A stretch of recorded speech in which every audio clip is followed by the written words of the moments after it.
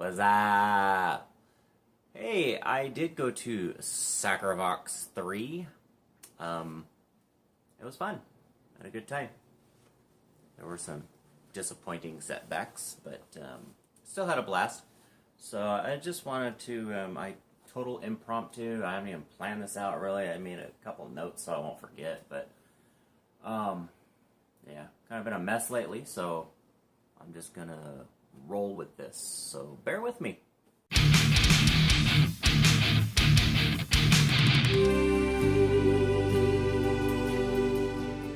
Yeah, had a good time. I got to meet a ton of people, which was a blast. Yeah, that was the funnest part, actually, was just meeting and hanging with the people. I got to hang out with my good friends Bill Bafford and his wife Carrie from Rocks Productions, Rocks Records. That's always fun. And Scott Waters from No Life Till Metal, Ultimatum. Always fun to hang out with them. Last 3 years we've hung out. I'm kind of like a fly that just keeps buzzing around their little booth, which is funny. And I go by myself, you know. My wife drives me, drops me off, and because that's not her thing. And I have a good time, but I'm by myself, so I tend to gravitate towards people I know, which is Lucky Bill, Lucky Scott. So yeah, we had a good time. We chatted. I'll stop right here and I'll show you what Scott gave me. He actually gave this to me before the concert day, but I figure I'll take this opportunity to show these to you real quick because, yeah, just because. So check these out. He hooked me up with some VCLT, which is very cool. I finally get Steeler in my collection, which is awesome. Love Steeler. Y'all, I don't need to tell you guys about these bands. You guys know about all these. Like Pink Floyd. Swish You Were Here. It's a really good one. He told me if I already have these and such, I can trade them out or whatever, and I do have a few of these, so I definitely already have Eagles, but that's awesome. This may be an upgrade from mine, who knows. That's another cool thing about getting a duplicate is you can upgrade, or you can Frankenstein them together, you know?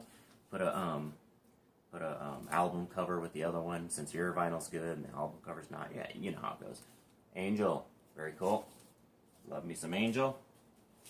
And this one I didn't have already, which is super cool. Kicks. Love Kicks. Bam. I'm pretty much having all their albums now, except for I think one. So, and then I got this one. This is a unique one here. Claytown Troop. I don't know how you pronounce it, but they're pretty cool. They were towards the end of the 80s there. And I don't know, they get a little bit of that vibe of kind of like that metal new wave mixture towards the end. What was that, like, I don't know, Lords in the New Church, what were those bands, like Susie and the Banshees, or that kind of a sound, you know? I can't really think of who it is, but they're cool. I dig them. Different kind of a sound there I'm used to, so I like that. So yeah, at the booth, I got some stuff, but I'll show you in a minute. I'm going to go ahead and tell you a little bit about the day first. The first person I got to meet was from Friday night, which was the Thumper Punk night, which was very cool. I got to see a lot of punk bands. But I saw Grant Muller from Crushing the Deceiver. He was there. He played the next day, but he was there for the concert that night. And I had met him last year, but it was cool because we got to hang out a little bit and chat some this year. Yeah, so he was the first person I got to see, along with brain dead Anthony Gober, who is Mr. SacrivoX himself. He's pretty much the muscle behind the whole thing, even though he would doubt that. He would say, no, I got a lot of people who help me. I think he does a lot of the work. So anyways. It was cool to see them both. Got to chat with Anthony the next day, but pretty much Friday night was hanging with Grant, talking with him, and then I also got to meet the guys from Grave Robber, which was very cool, and they actually signed this bad boy here, Straight to Hell. I won't go through all their names, but signed here, and there. So Got that autographed, which is very cool. This is a good 7-inch. If you don't have that, check that out. Oh, let's see. Thumper Punk Night was fun. I got to see a band called CPR, which is cool. Doulas. Doulas was really good. I got both their bands, the CPR and Doulas. I got their, I guess, demos, I guess you call it. Thumper Punk Night. Oh my gosh, the headline act for me was Head Noise. And as some of you know, not too many, but I know Jex knows, Head Noise is killer 80s style punk. And it's fronted by a female, which is even more cool. And oh my gosh, she belted it out. That concert was killer. I got a bunch of video, I got some pictures, and I met lead singer Edie. Anyway, she signed my No Compromise CD, Head Noise. That was kind of cool. I got to hang out with her for a little bit and chat. Let's see, Randy Machad and Justin Freer from Trogdolite Dawn and Tychus were both there. They cruised up on their hogs. And yeah, they're all decked out. It was cool to chill with them for a little while. And in fact, Justin gave me this Tychus. I mean, that's not cool, huh? A Tychus pick. That's got to be rare because Tychus hasn't been around for a long time. So, anyways, that was pretty rad. Very nice of him to give me that. Oh gosh, what else? Where am I? Thumper Punk Night. Friday night was fun. Then the next day, the next day were all the bands. I got to see a ton of bands. A lot of them I didn't even know the names. I just walked in and was like, yeah, it's cool, listen to it a little bit. Some I didn't really care for the style of music, but that's cool, you know, the vocal delivery. But I listened to them anyways. It was fun, hang out with the bands. But Saturday, I got to meet a lot of cool cats and get some signatures and such. I got my battle jacket going here. So I got to meet and get signatures from, I'll start with Daniel Cordova. He is, do this faster, hang on. Daniel Cordova's right there, boom. And I know I wrote this in here, I'm a total nerd. Daniel Cordova, he worked on the Released Upon the Earth tour, CD, album, cassette, whatever, by Vengeance Rising. He was in the Sacrificed, Heretic, and a few other bands. Final Decree, he was in that band too.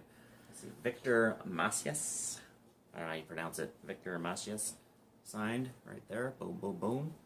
Victor, as you know, is from Deliverance, Tourniquet, and Vengeance Rising, as well as some other bands. Let's see, Glenn Rogers would be next, signed up here next to Deliverance.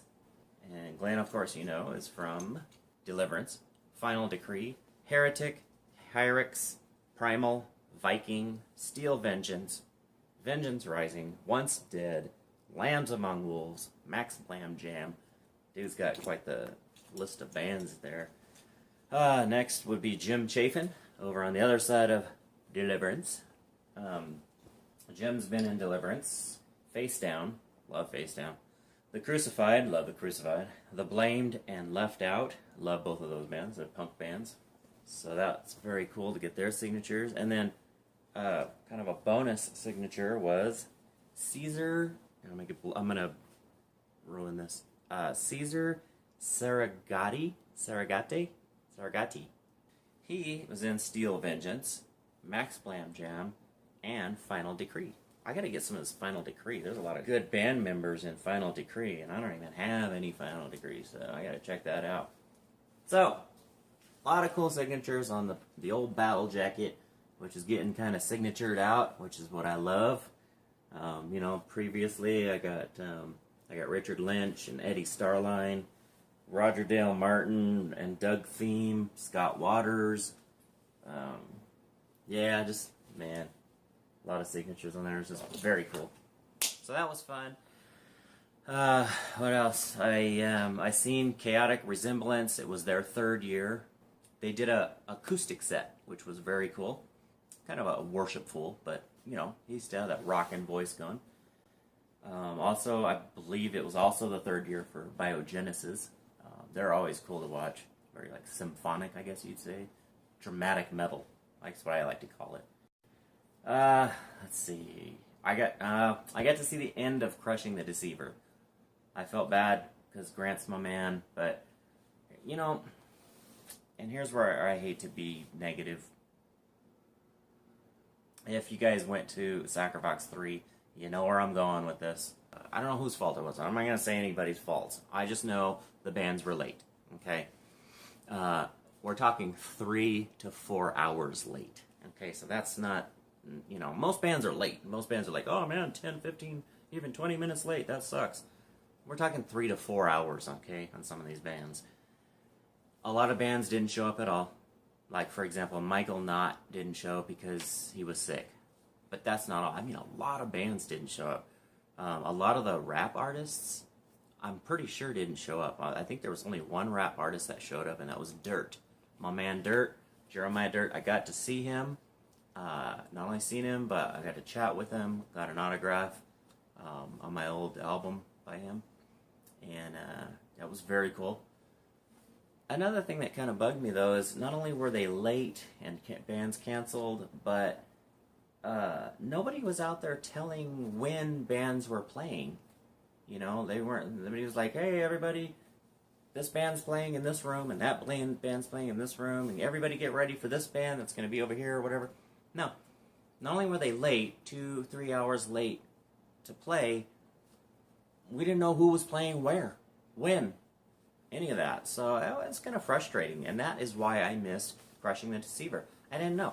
They were supposed to play at, I think, 12 noon, and Lisa and I had dinner plans, evening plans for a late lunch, early dinner, and you know, I'm not gonna cut my wife short and stuff. And anyways, I don't want to get into all this, but basically, I went to dinner with her. I came back as fast as I could. I think I was only gone 45 minutes. By the time I came back, Crushing the Deceiver had already been playing, and I caught the last couple songs, and I was like, well, at least I got that. But what's worse is I didn't get to see Deliverance. And the reason is they came on over 3 hours late. And it was our time, Lisa and I's time, for dinner. Way after Deliverance was supposed to play. They were supposed to play at 8 o'clock. And I figured, well, 8:30, 9 at the latest. So we'll have dinner by 10. It's 11:30 and they still hadn't played. And I said, you know what? My wife's more important. I love Deliverance. One of my favorite bands of all time. I got a lot of signatures. I got to meet the guys and hang out. I mean, what more could I have asked for? Yeah, to see them live. That would have been great, but you know what? It didn't happen. My wife's more important. I was tired. I was in a lot of pain, as you guys know. I was hurting, so I skated on out. All right, sorry for all that negativity. I don't like to be negative in my videos, but it's a fact. It's just the fact, the way it was. That's what happened, so I'm just telling you what happened. I'm not bagging the concert. I'm not bagging anything that's going on there because I love SacrivoX. The first 2 years were amazing. SacrivoX III was amazing. It's just a lot of bands were late. Some bands didn't show up. And nobody knew what was going on. So I think next year, my opinion, SacrivoX IV needs to be a lot less. Let's tone down the bands. We don't need that many bands. Concentrate back on the bands that we like the most, in my opinion, or don't have one at all, whatever you want to do. I'm going to show you some stuff that I got from Bill Bafford and some other vendors, that's the word, thank you. But first, some bands too, like Jeremiah Dirt, that's my man there, he does a reggae type of rap CD, very cool, good stuff, man. I got Head Noise. This is her new album. I think this is like a greatest hits kind of thing, but definitely had to have that. Love Head Noise. Primal. It's a new Rocks Records release. Or no, I'm sorry. Sorry, Scott. No Life Till Metal release through Rocks, but that's cool. Primal. Man, if you don't have Primal, you got to get this. Good stuff. I got the new, not new, but re-released Dancing on the Head of the Serpent, Jerusalem, SacrivoX compilation of a lot of the bands that were at the concert, or were supposed to be at the concert. Tyrant, Too Late to Pray, and what's the other one? King of Kings. Bad stuff here. If you guys don't know Tyrant, you guys gotta check them out. Our Corpse Destroyed, OCD. Some gnarly stuff right there. As is Raid. R-A-I-D. This was kind of random. Someone had this for $5. I was like, Warlock? Yeah, heck yeah, I'll take Warlock. T-Bone. I got some signed autographed T-Bone there, which is cool. This was the demo, thank you, of Doulos, which is cool. It's just a CDR, but worth it. Good deal. Let's see, I got some Liaison. It's good old classic rock there. Blamed. I used to have this, but I don't know why I don't have it anymore. But I was I don't know if it's a demo. It's just a it's CPR's album, and it's a 3-song deal there. So got Waterstain. Wasn't familiar with them, but I knew that cover. So Visionary, they're pretty good. Now what else we got here? Oh, Daniel Cordova signed this cassette of Released Upon the Earth by Vengeance Rising. That's all we had was a cassette sitting there, and Scott picked it up real quick and he said, Daniel Hayes signed this for Jim, which was very nice of Scott and Daniel to sign that for me. So, Daniel, thank you. And I got a CPR patch for my jacket. Bear with me. What's all this? Oh, you know, a lot of these too are just upgrades. Because I already have a lot of these, but not these though. I have, what is this? Oh, this is a weird name of a band. Hell I Feel. Hell I Feel. Don't know anything about them, but looked interesting. This is a compilation, Rocks compilation, sign here. Look forward to listening to that. Sanctified Sister. I think, oh, I don't know who that is. Looked interesting though. Like Sanctified Sister, there you go. And this one, Dead to Self, is Bill Mention's brother, I think. Or his cousin or something. I can't remember. Pretty sure. Correct me if I'm wrong. Yeah, I got a couple of Stripers. They're really cheap. And I was like, huh. On Hollywood Records, too. I thought, I don't know why they're selling them so cheap, because usually these on Hollywood Records goes for quite a bit on the internet, so. Yeah. There's my man, Dirt. Dirt signed my old War to Restore CD. And I just dig this old stuff. It's great. So, it's very cool of him to sign that. Oh, and here's Head Noise. I flipped the cover around. You guys may be familiar with this cover, but that's the cover art. And I wanted her to sign next to her picture, which she did right there. So, Edie. And not Edie Brickell. That's for sure. Yeah, I got an autographed Final Acts by Bill Minchin and the crew. Good stuff there. I got upgrades. I've already had this Liberty and Justice. Already had Song Wars. And the Newsboys. Scream of the Guillotine. These are all upgrades from what I already had. Cross Force. This is a really good album, by the way. Short-handed. Some great punk there. And 6 Feet Deep. I dig them. So those are just upgrades of what I already had, but they're like $1 a piece. So I thought, hey, I'll upgrade. They're still brand new, so they must be better than what I have. Mine are all kind of scratchy. Then Scott and Bill hooked me up with some posters, which was very cool. These were actually owned by our old good friend Dale Huffman. So it's kind of bittersweet. I got these great posters, but you know, it just makes me miss Dale even more. He's a heck of a guy. But I got the X Center signed by all 3 band members there. Very cool. I'm sure you guys have seen behind me. I have Rex Scott sign that poster, but I never had all 3 of them sign that poster, which is very cool. And I got a couple of Striper posters. Striper.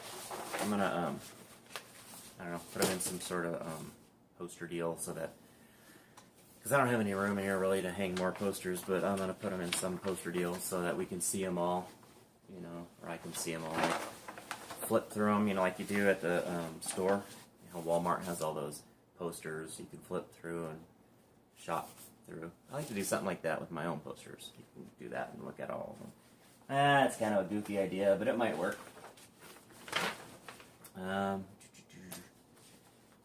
Consecrator, already like that. Some cool stuff. Pulse Metal Radio, which was Dale Huffman's radio station thing. One Bad Pig. I wish that was signed. That would have been really cool, but I'm just happy to have this poster. That's a really cool looking poster. I like that. So, and then Lament. They're pretty cool. Brim, I'm not familiar with them, but I listened to a little bit and was like, oh, I don't know how I missed them. They're pretty rocking. Blood and Fire, really dig them. They're cool, yeah. So then, and this poster by Mad at the World. Mad at the World. Very cool. So yeah, that's quite a bit of stuff. And then, I picked up a couple other records too while I was there. But these were just at different vendors selling stuff. They were really cheap. I was like, I'm not going to pass those up. Good old Phil Keaggy. Good album there. Not going to pass up Phil Keaggy ever. And then I got Jerusalem Volume 2. Interesting story about this one real quick is I had bought this off of eBay a couple of years ago at least. And when it arrived, it was cracked, clean in half. I was so pissed. And I told the guy, I said, you know, I was all sad, and I told him, oh man, it was all cracked in half, and I showed him a video and stuff. And so he gave me a full refund and just said, keep it, throw it in the trash. So I put it on the wall there. It's part of my artwork. I put the cover part on the wall over there. So now I have the actual album, and it's not cracked in half. Yay for me. And then I got to upgrade for my Sweet Comfort band, first release. Mine is not in that great shape, so this is kind of nice to have. And I forgot, as I was looking in the background there, if you see right there, there's a poster of Deliverance. Hear what I say. And it's signed too, which is very cool. So my wife's home, so take care. Good to see y'all. Or good for you to see me.